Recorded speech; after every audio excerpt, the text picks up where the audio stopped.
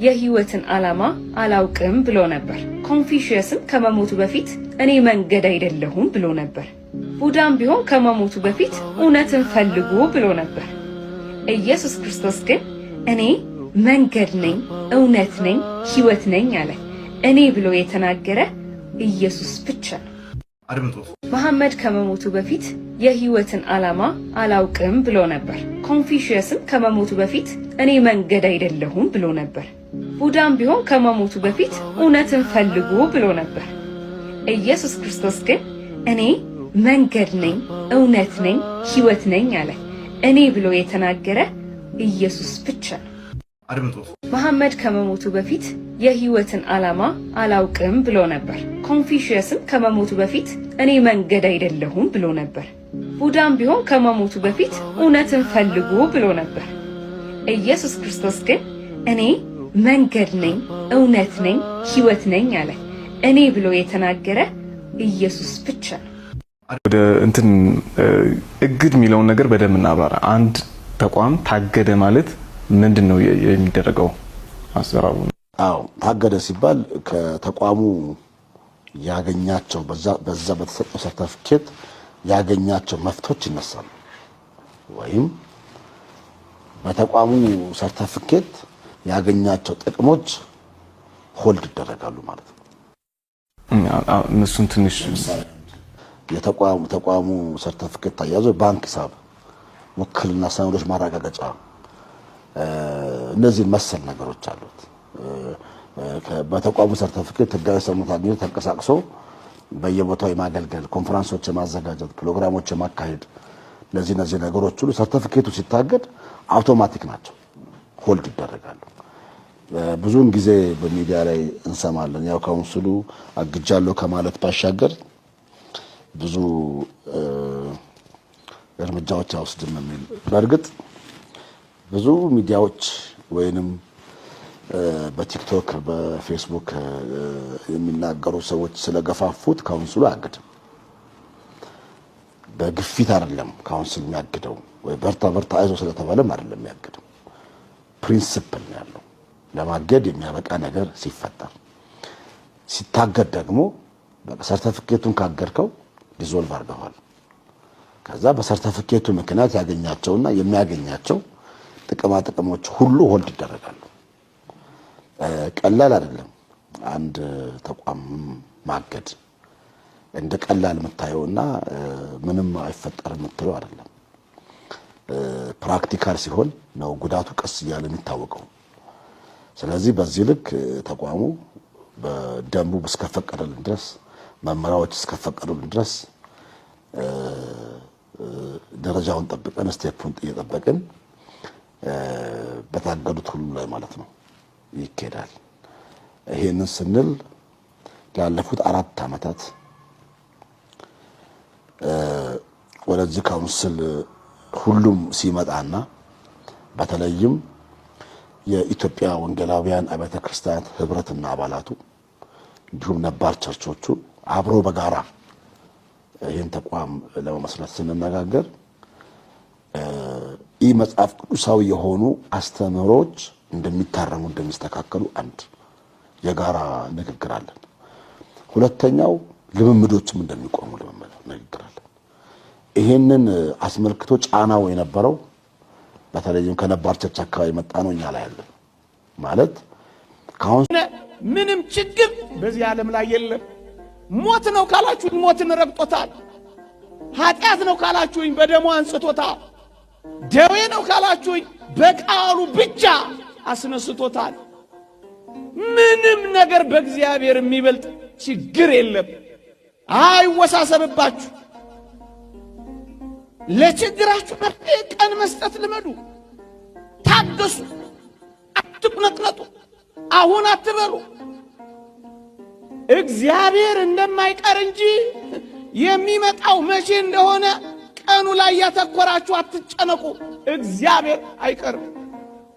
ቀኑ ላይ ካተኮራችሁ ትፈተናላችሁ። እንደማይቀር ካሰባችሁ ግን በተስፋ ትኖራላችሁ። ታገሱ። ያልፋል። ትላንት አልፏል። ፈርዖን አልፏል። የኤርትራ ባህር ውስጥ ሰጥሟል። የእስራኤል ልጆች ሊውጠን ነው ያሉት ባህር ተከፍሏል። ሊገለን ነው ያሉት ፈርዖን ባህር ውስጥ ሰጥሟል። የእስራኤል ልጆች ስቡሃን ዘተሰባ ያሉ ጨፌው አቧራ እስኪሆን ድረስ ዘምረዋል። ያልፋል። ምን ይውጠናል ያላችሁት ዘመን ያልፋል። ታገሱ ወጣቶች። ይሄ የእግዚአብሔር ቃል ስለሆነ ነው። እኔ መተማመኛ መሰጣችሁ ኢንሹራንስ ካምፓኒ የለኝም። እግዚአብሔር ግን ዋስትናችን፣ የትላንትናው ህይወት መተማመኛችን ነው። ከትላንት አልፋችሁ እዚህ ደርሳችሁ የለም። የትላንት ትዝታችሁን እግዚአብሔር ያደረገላችሁን መርሳት ይገባችኋል ወጣቶች። ትላንትን ለትዝታና ለትውስታ ነገን ለተስፋ ሰንቃችሁ ዛሬን በደስታ ኑሩ። ክርስትናዬ ነው። ታገሱ። እኔ ልጅ ያለው HIV ኤድስ የሚባል በሽታ ነበር። ሰፈሬ የነበሩ እጅግ ውብ እህቶች፣ እጅግ ጎበዝ ወጣቶች ልክ በሽታው እንደያዛቸው ራሳቸውን እያነቁ ይገሉ ጀመር፣ መርዝ እየጠጡ በጣም ብዙዎች። ግን ይገርማችኋል ጥቂት 1-2 ዓመት ካለፈ በኋላ ይሄ ኃይለኛ የተባለው በሽታ መልከም ጀመረ። በእርግጠኝነት አሁን በሽታው ከሰውነታቸው የወጣ ሰዎች ያውቃል። የማራዘሚያ መድኃኒት እየወሰዱ ከብደው ወልደው ኩለው ድረው የሚኖሩ ሰዎች አሉ። ቀንም አልፍ መስሏቸው ግን ራሳቸውን አሳልፉ። ማይለወጥ የሚመስላቸው ሰዎች ወደ አፈርነት ራሳቸውን ለወጡ። ታገሱ ወጣቶች፣ አትቸኩሉ። ለእግዚአብሔርም ለቀንም እድል ስጡ። ራስን ማጥፋት በሱስ በለው በተለያየ ነገር በለው ራስን ማጥፋት የተወደድክ ክርስቲያን ሆይ የሚያጠፋው አንተንና ህልውናህን ነው እንጂ ችግርህን አጥፍቶ አያውቅም። ጎበዝ ኮንክ ክርስቲያን ኮንክ በችግር ላይ በጸሎት ተነሳ፣ በተጋድሎ በርታ፣ በምስጢራተ ቤተ ክርስቲያን ተሳትፎ ጠንክር እንጂ ችግርህን ታስወግደዋለህ። ራስህን ግን አታስወግደው። ራስን ማጥፋት ባጭሩ ራስን ማጥፋት ትንሽ ችግር ለመፍታት ትልቅ ችግር መፍጠር፣ ጊዜያዊ ችግር ለመፍታት ዘላለማዊ ችግር መፍጠር። በጣም ቀላል ችግር ለመፍታት የተወሳሰበ ችግር መፍታት ነው። ሰው በምንጨቃ ይነሳ፣ ከሞትክ በኋላ ይነሳል በምንጨቃ። ሾፌሮች የሉም እንዴ? ይነሳል ሰው በምንጨቃ ይነሳል። በቃ በቃ በቃ በቃ ለጊዜያዊ ችግር ትዝ ነገር አለ። ወንዶች ሴቶች ለሑረል ዒን ሲነሳ ትዝ ነገር አለ። ወንዶች ሴቶችም ያው ጥያቄ ያቀርባሉ። ለወንዶች ሑረል ዒን አለ ተባለ፣ ለኛስ ምንድነው የተዘጋጀው? ያው የጀነት ውስጥ ባላለሽ ነው አለቀ። ጀነት ውስጥ ባላለሽ ላጤ ሆነሽ አትኖሪም። አብሽር ነቢያችን አለይሂ ሰላም እንዳሉት ጀነት ውስጥ ላጤ የለም፣ ወንድ ላጤም ሴት ላጤም የለም ማለት ነው። ወንድ ካለ ሴት እኮ አይኖርም አይደል? ስለዚህ አንዷ ሴት አንቺ ነሽ ነው። አንዷ ሴት አንቺ ነሽ። ስለዚህ ብዙ አይጭነቀሽ። ወደ ሰሜኑ አካባቢ መሐመድ የሚቆለመጠው ሙሄ ተብሎ እና መሐመድ ነው። እዛ መሐመድ በሚል ነው የሚታወቀው። ሰለሞን መሐመድ ዳውድ ተማም ድረስ ነው። ስለዚህ የእስልምና እምነት ተከታይ ናቸው አባት? አዎ ቤተሰቦቼ በሙሉ ሌሎች በአባቴ በኩል ያሉት አጎቶቼ ሙስሊሞች ናቸው። እንግዲህ አጎቶቼ ልጆችን እኔ ደግሞ ለነሱ አጎት ነኝና ክርስቲያን አጎት አላቸው። በጣም ደስ ይላል። አንተ ወደ ክርስትና የመጣኸው እንዴት ነው? ምን ሆነ መሰለሽ፣ እንግዲህ እናቴ አመለ ወርቅ ገብረየስ ትባላለች። አባቴ እንዳልኩሽ መሐመድ ነው፣ ሙሄ ነው። እና በቃ ምንም ፍቅር ሀገር የለውም፣ ፍቅር ብሔር የለውም ማለት ክርስቶስ ሲሰቀል ለከሌ ተብሎ ብሏል። እኛ በብለ ወይ አላህ ደግሞ ሰውን ሁሉ ሲሆን ሰውን ሁሉ ነው። ስለዚህ ልክ በቃ ፍቅር እንደሱ ነው ለኔ። እና እሷ ጋር የነበረው ነገር ያፈቅራት ስለነበር ስጋቱ ምኑ ስለነበር እንግዲህ ይሄ ታሪክ ነው። ያ አልነበርኩም። እና ስለዚህ ምንድነው እሷ ወደ እሷ መጥቷል ማለት ነው። ስለዚህ ሁላችንም የተወለድነው ልጆች በሙሉ ክርስቲያን እሱ ወደ ክርስትናው መጥቶ ነበረ። በኋላ ላይ ግን እስልምናው ብቻ ነው የሚጾመው። ኦርቶዶክሱ አይጾምም። የማፍጠር ተዘጋጀ አይደለም። ለኢትዮጵያ ኦርቶዶክስ ተዋሕዶ ቤተክርስቲያን ምን ተዘጋጅቶ ያውቃል? ተገፋን የሚሉት እነሱ ናቸው አይደለም። ቤተ መንግስቱ የሚያከብረው ማንን ነው ታዲያ? ላሳያችሁ። የኢትዮጵያ አየር መንገድ ታላቁ ረመዳን ጾም ምክንያት በማድረግ በኢትዮጵያ ስካይላይት ሆቴል ኢፍጣር መርሃ ግብር ተካሄደ። ተው እንጂ። የኢትዮጵያ ንግድ ባንክም አከናወነ። ኧረ ተው። መስገጃ ቦታም አዘጋጀ። ኧረ ተው ይቅርባችሁ። የፕሮቴስታንት የጸሎት ስፍራ፣ የዋቄፈና የምስጋና ፕሮግራም ማቅረቢያ፣ የኦርቶዶክስ የምስጋናና የጸሎት የስግደት ማቅረቢያ ፕሮግራም አርጋችሁ ታውቃላችሁ? አላችሁ ወይ? ይሄ ነው ወይ ሴኩላሪዝም? ይሄ ነው ወይ ስርዓት? ይሄ ነው ወይ መዋቅር? በመዋቅር የተደገፈ ስርዓት መሆኑን የምታውቁት፣ በመዋቅር የተደገፈ ስህተት እየተሰራ መሆኑን የምታውቁት በዚህ ነው። ኢፍጣር የጸሎት ፕሮግራም መፍቻ ነው፣ ጾም መፍቻ ማለት ነው። እስከ 9 ሰዓት ይጾማል ኦርቶዶክሱ። ማን ያዘጋጀለት? ማን ያቋል? መንግስት የተጠርቶ ያውቃል? የተጋብዞ ያውቃል? በየትኛው ቤተ መንግስት ከጾም በኋላ ሄዶ እንዲህ አይነት ፕሮግራም ሲያከናውን አይታችሁ ታውቃላችሁ? የትኛው ንግድ ባንክ ነው ለኢትዮጵያ ኦርቶዶክስ ተዋሕዶ ቤተክርስቲያን ከጾም በኋላ ፕሮግራም ሲያዘጋጅ አይታችሁ የምታውቁት? የትኛው አየር መንገድ ነው ከጾም በኋላ በስካይላይት ሆቴል በሸራተን ሆቴል ፕሮግራም ሲያዘጋጅ ያያችሁት? እኔ ከተወለድኩ ጀምሮ ይሄን ፕሮግራም አይቻላል። ከተወለድኩ ጊዜ ጀምሮ አብዛኛው ኢትዮጵያዊ ኦርቶዶክሳዊ ይሄን ፕሮግራም በመንግስት መዋቅር ውስጥ በዚህ መልክ አይቶ ታያቅ። ተበደልን ተገፍተናል በሚባልበት ስርዓት ውስጥ ፕሮቴስታንቱ ኢትዮጵያ ኦርቶዶክስ ተዋሕዶ ቤተክርስቲያን የግል ንብረቷ በሆነ የግል ንብረቷ ማለት ካርቷ የሆነው ንብረትነቷ በእጇ የተያዘው ካርቷን በስርዓቷ መስቀል አደባባይን ባደሰችበት ስፍራ ላይ የምስጋናና የጸሎት ፕሮግራም ልታደርግ ፈልጋ የጃንደረባው ትውልድ ደብዳቤ ጠይቆ በራሷ ቦታ ላይ የማዘጋጅ ስልጣን ተከልክላ፣ ሌላው ግን እንዲህ ሲያዘጋጅ ታያላችሁ። ይሄንን ነው ህጋዊ ያልሆነው የምንላችሁ። ይሄን ነው ህገወጥ ስርዓት የምንላችሁ።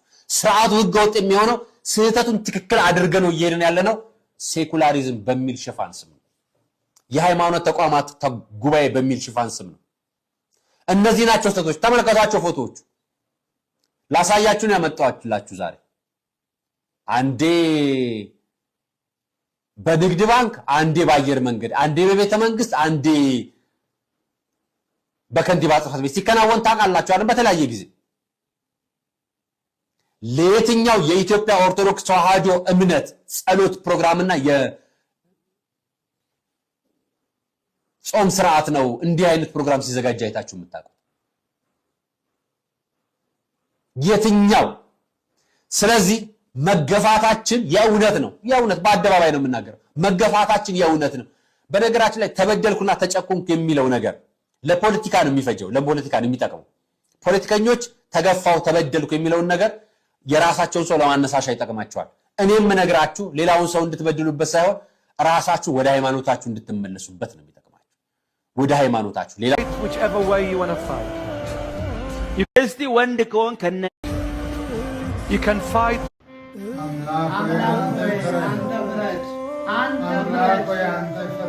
በፈጠራችሁ አምላክ ይህንን እንዳታሳልፉት።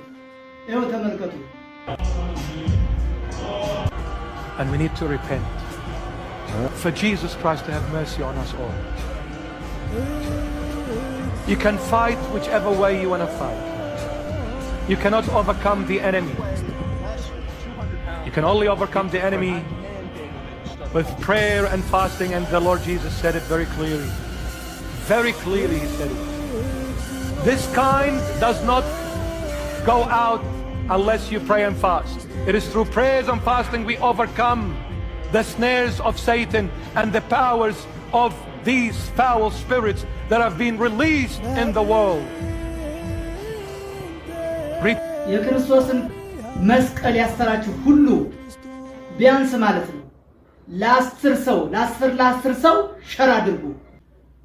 በክርስቶስ መስቀል ላይ የተሳለቁ ሰዎች በዓለም ፍርድ ቤት እንዲቀርቡ ሁላችንም የበኩላችንን አስተዋጽኦ እንድናደርግ በሕያው በልዑል እግዚአብሔር ስም ጥሪያችንን እናስተላልፋለን።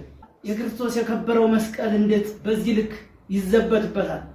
ማንም ፍንዳታ መዘበቻ እንዴት ያደርጉታል? በዚህ ልክ የከበረው መስቀሉን እየተቀመጡ መጫወቻ በከበረው መስቀል ላይ እነዚህ የማንም ፍንዳታ ይሁን በማይገባቸው ቦታ ላይ የከበረው መስቀል ላይ ተቀምጠው እንዴት ይዘብቱበታል? መስቀል ኃይላችን ነው፣ መስቀል መመኪያችን ነው እያላችሁ ጻፉ። እኛ ግን መስቀል ኃይላችን ነው፣ አናፍርበትም። መስቀል ቤዛችን ነው፣ መስቀል የነፍሳችን መድኃኒት ነው። አይሁድ ይክዱታል፣ እኛ ግን እናምንበታል፣ አምነንም ድነንበታል። እግዚአብሔር ብቻውን የተወው ሰው የለም። እግዚአብሔር ብቻውን የጣለው ሰው ከቶም ቢሆን በመጽሐፍ አላየንም፣ በአባቶቻችንም አልሰማንም። እኛ ነን ብቻችንን ይሆን እየመሰለን የተሸበርነው። እኛ ነን ብቻችንን ይሆን እየመሰለን የደነገጥነው። እኛ ነን ምን ዱብዳ የደረሰብን እየመሰለን የታወክነው እንጂማ እግዚአብሔር ፍጥረቱን ረስቶ አያውቅም። እመኖኝ እግዚአብሔር የወር አበባ ይጠይቁሃል። እርሱ አጸያፊ ነው። የወር አበባ ምንድነው? አጸያፊ ነው። ሴቶችንም በወር አበባ ጊዜ ራቋቸው፣ ንጹህ እስከሚሆኑ ድረስ አትቅረቧቸው። ንጹህ በሆኑም ጊዜ አላህ ካዘዛችሁ ስፍራ ተገናኟቸው። አላህ በኃጢአት ተመላሾችን ይወዳል፣ ተጠራጣሪዎችንም ይወዳል በላቸው። ስለዚህ እዚህ ጋር አላህ በወር አበባ ጊዜ አትንኳቸው፣ ተጠራጣሪዎችንም ይወዳል፣ ተመላላሾችን ይወዳል ይላል አላህ አለ። ከኃጢአት ተመላሾችን ይወዳል፣ ተጠራጣሪዎችንም ይወዳል በላቸው አለ። እዚች ጋር ምንድን ነው የምትችልኝ? አላህ ምን ብለዋል? በወር አበባ ጊዜ አንቺን ቆሻሻ ነሽና ንጹህ አይደለሽም፣ አጸያፊ ነውና የወር አበባ አትንኳቸው፣ ራቋቸው ይላል አይደለ?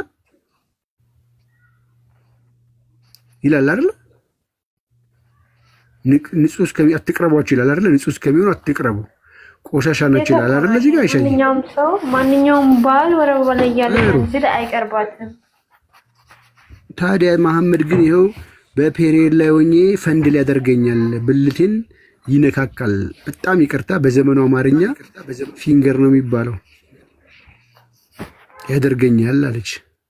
ይህንን የአላህ ሕግ ጥሶ እሱ ያደርግ ነበር። when I would menstruate በፔሪየድ ላይ ያለው አላህ ሜሴንጀር የአላህ መልእክተኛ የተከበረው መሐመድ ordered me to wear waist warp ከወገብ በታች የሆነ ልብስ እንድለብስ ያዘኛል። ዜን he would ፈንድል ሚ ከዛ ፈንድል ያደርገኛል አለች። መሐመድ ይህን በተግባር ያደረገ። ብዙ ቦታ ሰጥሻለሁ ይህን አዲስ ከፈለሽ። አላህ ደግሞ እዚህ ጋር ምን አለ? ሴቶች በወር አበባ ጊዜ ራቋቸው፣ ንጹህ እስከሚሆኑ ድረስ አትቅረቧቸው። የአላህን ቃል ጥሶ ያደርግ ነበር። እንመለስ። አይሻ ይህን ብሶቷን የተናገረችው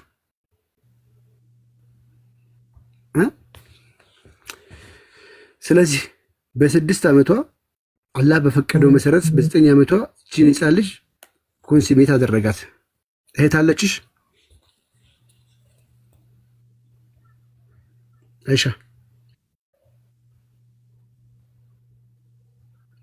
አይሻ አለች?